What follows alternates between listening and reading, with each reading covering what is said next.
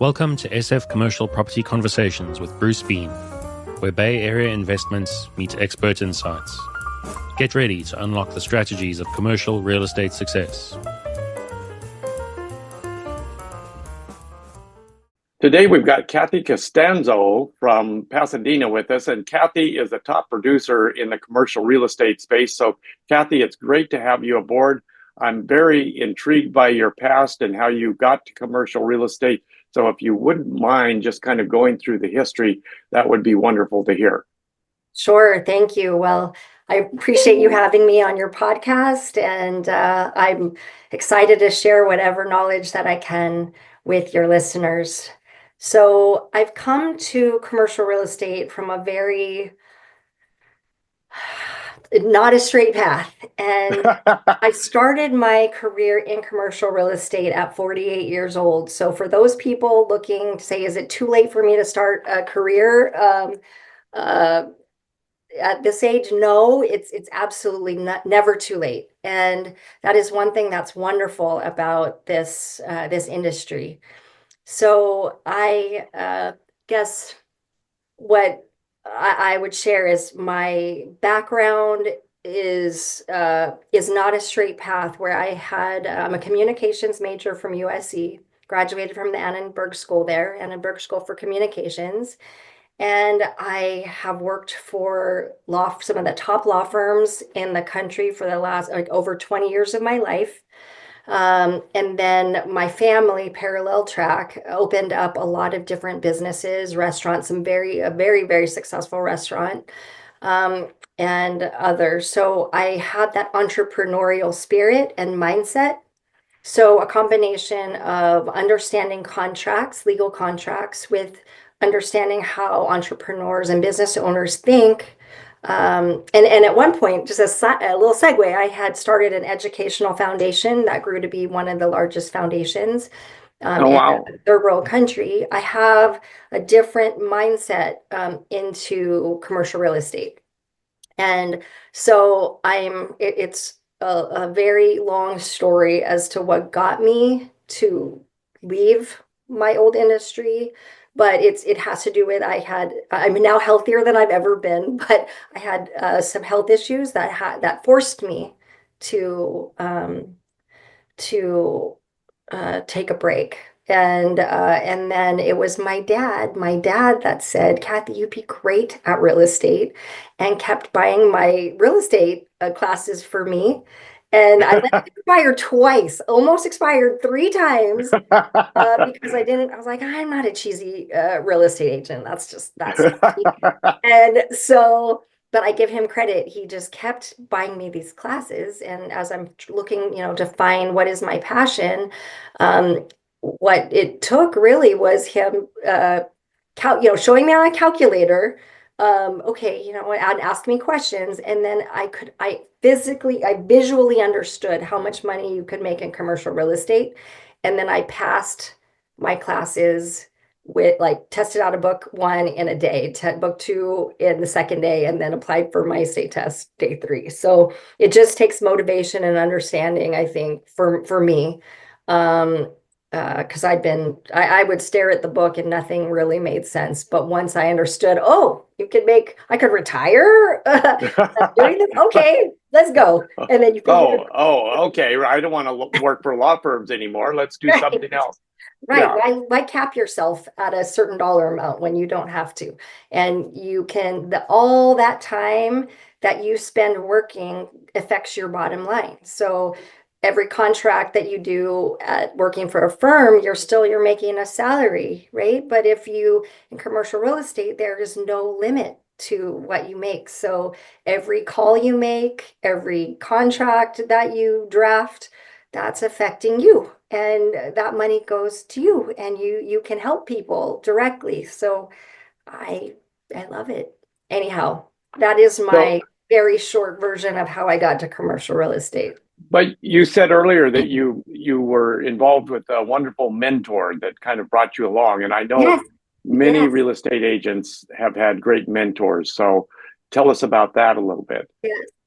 So in our 4th or 5th year I'm proud to say I nominated my mentor and he became the mentor of the year for the whole company. And I became the protege for the company for the year. Oh, And what wow. I want to tell people out there that are thinking about um, jumping into commercial real estate or any real estate or whatever it is you want to do, having the benefit of a mentor is number one. So my mentor's name is Bill Ukrupina, and he is the day that he agreed to be my mentor is I won the lottery that day. And I am beyond grateful to him because as you know, people listening, they probably, you know, it's hard to break into this industry. And I remember when I first got my license and the branch manager said, oh, and all my leads were sending me in the commercial direction. So, Mm.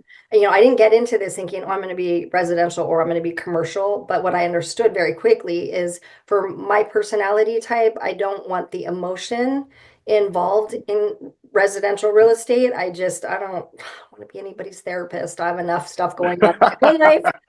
I want it to be about the numbers. So if it pencils, the chances of a deal transacting are much greater, and you can affect change understanding numbers. So, and my lead sent me that direction. But what I'm getting at with breaking into the industry was this branch manager would say, "Oh, these are all the commercial people. These are all the best ones. Go ask them whatever the question was." And I can't tell you how many times Kathi, they tap me on the shoulder. You're going to be great at this as they're backing up. They're backing away. Yeah, Yeah, go nobody do would it ever. yourself. Yeah. Right. And I knew I had everything it took to be successful, but I did not have somebody just to ask simple questions of.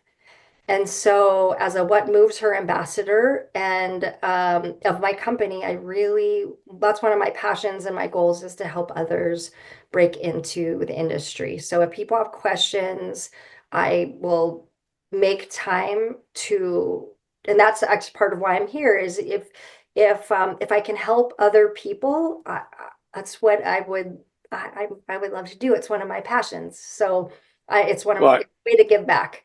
But and in particular, you would love to help women in commercial real estate. yes, I think that it is so um, very early on, I think it was in year two, I was at a broker's open. Now, broker's opens are usually you get invited to. It's an invite only for most of these broker opens, and so what they do is they will every time you can be guaranteed you're given $50. They have raffles. They have all these different things to get the best brokers to come to their broker open houses is what they are, but for commercial properties. And so this one was put on by CBRE, and it was a beautiful building. And at the once everybody had toured and they had most of us in one room, they said, "We want you to all to look around this room." And it was a pretty small room. It was a I'd say there were less than 50 people in the room, and they said, "We want you to look around."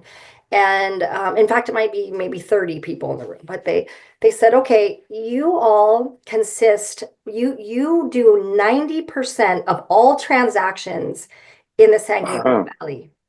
And I thought, oh, you know, that's shocking considering how many agents and then how many commercial people how many brokers are out there, right? So if we make up 90% of all transactions, that's was very it was shocking to me. But then what I also did is I backed up to the back of the room and I looked at how many women are in this room, right? Like how Mm, many, and there were three yeah. of us and one was an admin. And I thought, well, okay, that's very interesting, that Mm, um uh there's there are very few, and I think that there's more and more women that are entering into the space.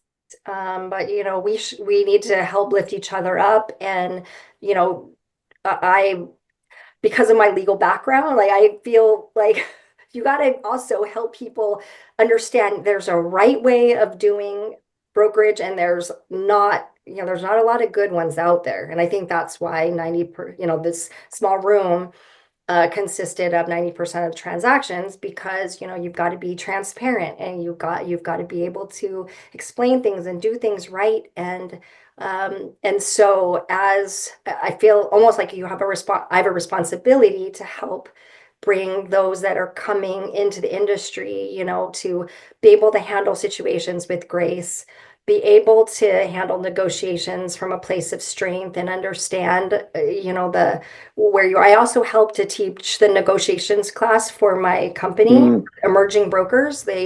I do that normally twice a year for all the emerging brokers across the country, where I think, honestly, it's probably from osmosis, being with all these litigators for the last 20 years. I am not I'm not an attorney, but I have worked as a litigation specialist for so long. So um, I So tell us a little bit about your marketing efforts. Are you doing cold calling? Are you doing social media? How are you generating leads? Well, that is a very good questions that people always that's like, how do you get your business? Well, first, I Right. think when I first started, and I think this is one of the things that will help anybody and everybody out there, is if whatever brokerage that you join, and if you're lucky enough to have a good mentor or people that really are interested in your success. One thing that Bill did for me that's amazing, he said, okay, whatever I've done, put your name, put your picture, put, on here, and your contact information. Actually, commercial, you don't have to put your picture on there, just your name, your contact information, and go and walk around these listings. Or what I would say to you too is, if you don't have any listings, you want to have information that is valuable to other people. So Mm. you would create, if you have you should target a specific area. So all my listings are usually between 5 and 15, 20 minutes from my home and my office, because if you're going to be a top producer, you can't be spending all your time in your car. It's just not physically possible to do tours. Particularly in LA, right? Yeah. So yeah, I specialize in the San Gabriel Valley within Los Angeles. Of course, for special clients, I of course go outside, and some of my biggest transactions have been a little outside of this, within Los Angeles, within Los Angeles County. So what I would say is, pick your target market, and then and if you're just starting out, you do all within, if it's choose your asset type, office, retail, industrial, land, multifamily. You choose an asset type, and then run the comps, or run what's currently for sale. If you're doing sale transactions, if you want to specialize in leasing, but I would say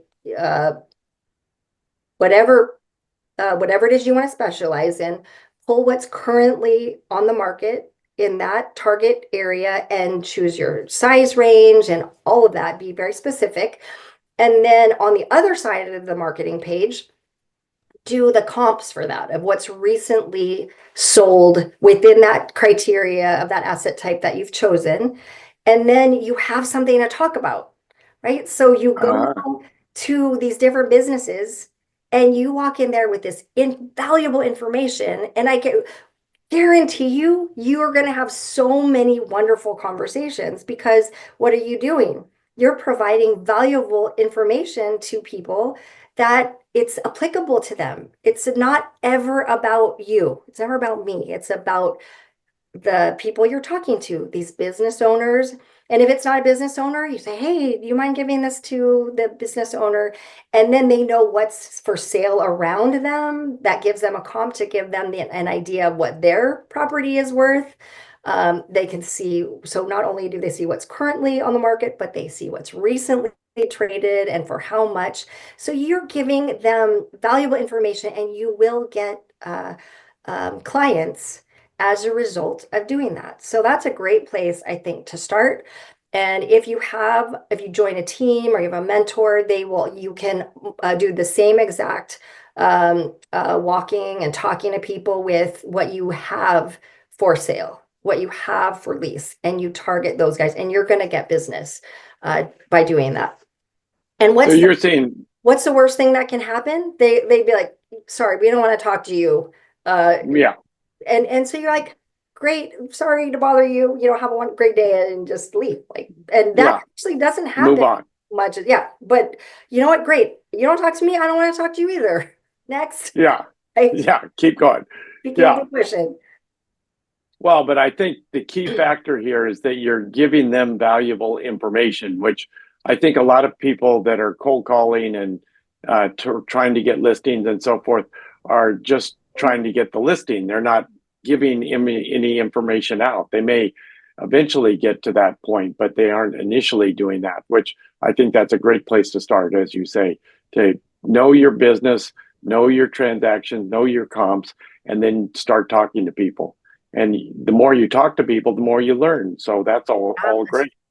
Yeah. Absolutely. And I guarantee you, even if the people you are talking to are not ready to sell or lease, this conversation gets them thinking, oh, you know what? The neighbor across the street was talking to me about Uh-huh. maybe, and they will give you valuable information. Or my cousin has a building and we didn't know a commercial broker.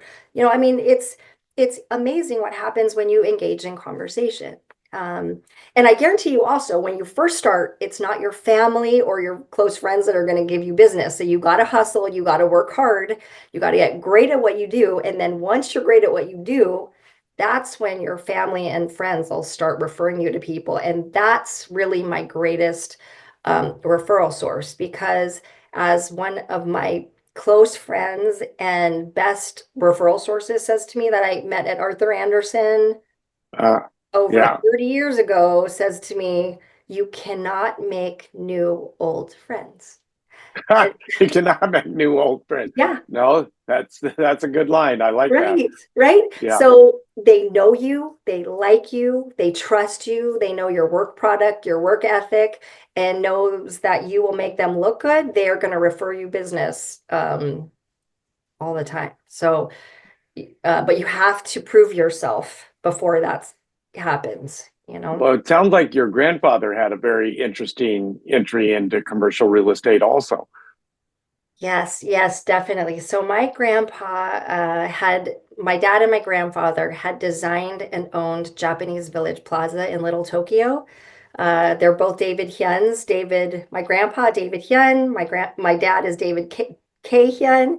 Um, and they had owned a architectural firm. So my grandpa, I'm just like to share, my great grandfather was one of the freedom fighters of Korea, Reverend Soon Hyun, and set up a missionary in the Hawaiian Islands. And so my grandpa, when he was a young man, he earned pennies an hour working the sugarcane fields. Mm. And so he's a self-made man, where he became an architect and designed, developed, owned Japanese Village Plaza, and just, and then we ended up 1031ing that into other commercial real estate. But and my dad had helped to design and build that and get the financing for that. And so even though I've relatively not been in commercial real estate for a long time, I've been in real estate. It's been around me. So Yeah. yeah, I Well, really am grateful.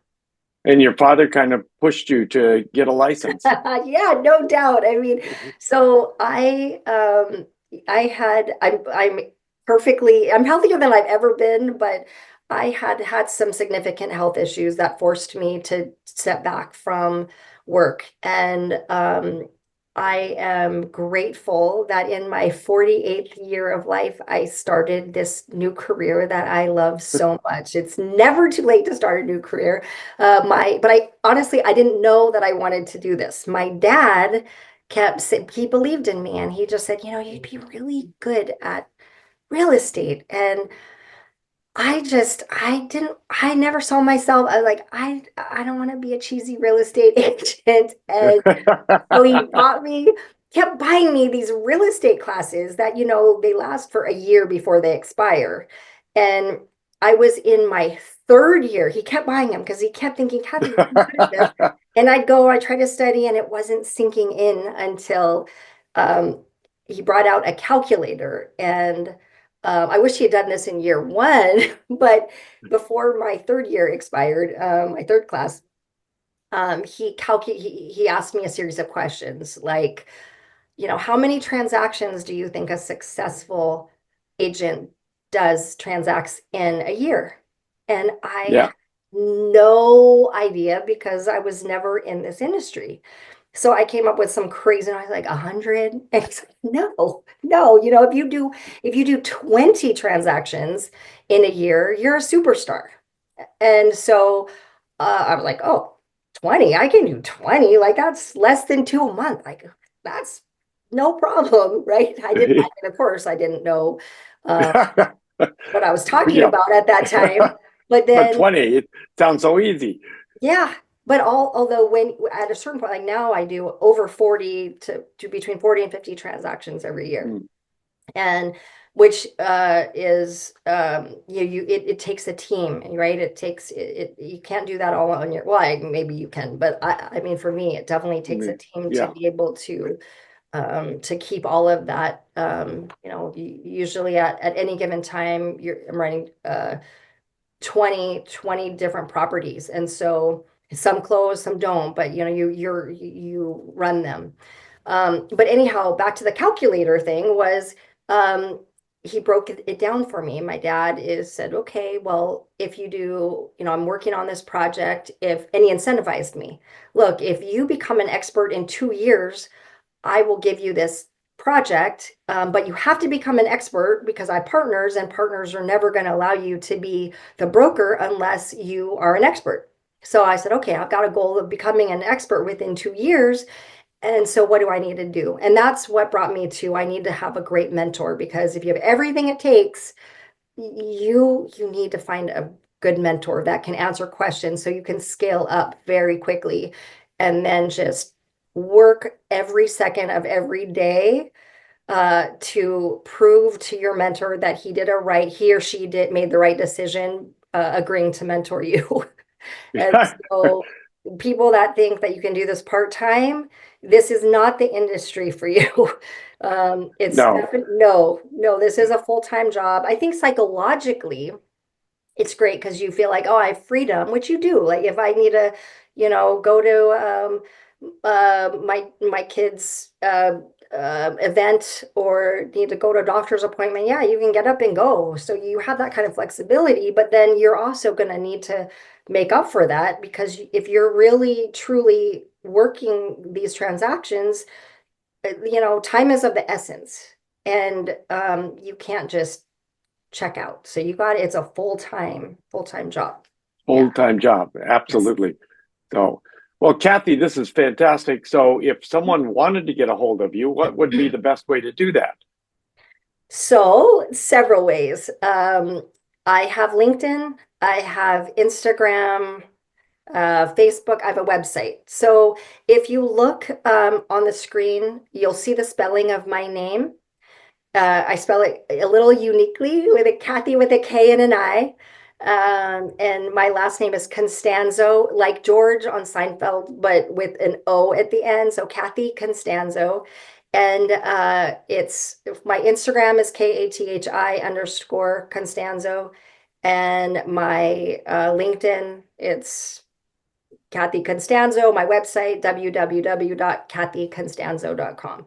So my number is 626-898-2308. And please let me know how I can be of help. My email is probably the best way sometimes to reach me. And you can find, it's my name, Kathy.Constanzo@cbcnrt.com. So those are, I believe, all the ways of getting a hold of me. Or you can just Google me and you can find my contact information. Get all So that information. Yeah, yeah. But if you want that's to see the history of some of my transactions, I think that Instagram is an easy way of seeing. I usually try to, when I lease or sale or close a transaction. That way, I think the social media is very good for potential clients just knowing that you are real and that you have done transactions. So if you're just starting, start by posting whatever it is. Just be consistent.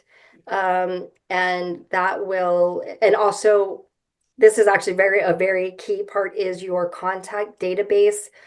Keep track of that from the beginning, and then it will save you a lot of time to try to recreate that when you get really, really busy. So, and because that's valuable, the addresses, the email addresses, the contact information, so that you can stay in touch with people or reach them. And another thing my mentor taught me with your contacts, this is one of his special tricks, Bill's special tricks, is that when momentous things happen for your clients, put that in your notes within your contact, because even if you have the best memory, you can't remember everything. And so that will help if you haven't talked to them in 2 years, 3 years, whatever it is. Say, how is your son Michael doing? I remember he was just going to UCLA. How is he doing? And wow, how did you remember my son's name is Michael and that he went to UCLA? So that's a really, I think, a great tip is when you create your database, put those special things in your contacts, and that will serve you well through your career as well. So So hopefully, is your company using a CRM? Which one are you particularly using? so I I'm very old school, and I just keep it simple. I personally just use Excel. It helps me. Uh, I yeah. just I'm old school. I mean, No, uh, that's good. yeah, I mean, I think there's some advantage to that because then you know exactly where it is, you know how to put it together. You don't have to learn a new system if you change over, it's much easier that way. it's So I easier. And then whenever I have a meeting now, I will forward it to my assistant and I just say, please calendar this for me. So for instance, today when we're meeting, I forwarded it and she put all of the information, the link, so that it's bulletproof. Give me a alarm so that I make sure to get back in front of my computer at a specific time.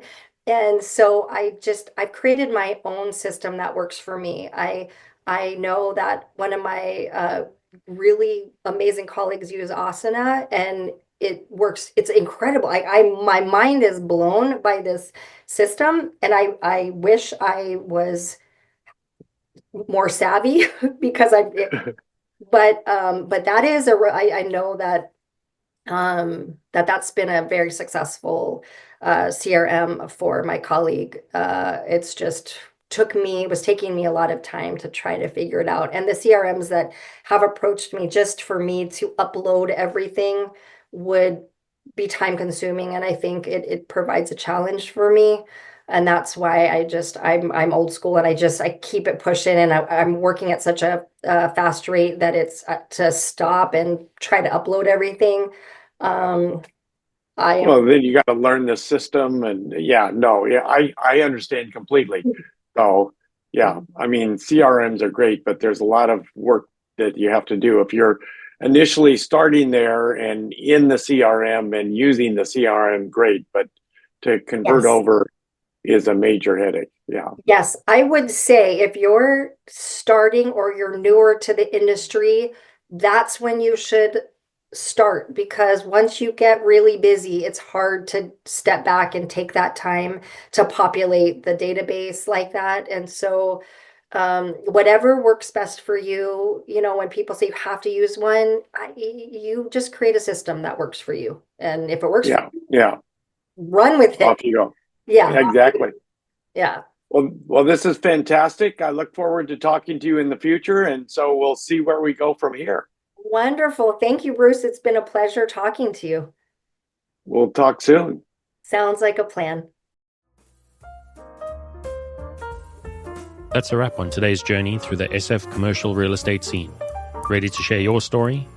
visit sfcommercialconversations.com/guest. Your insights could lead the next conversation.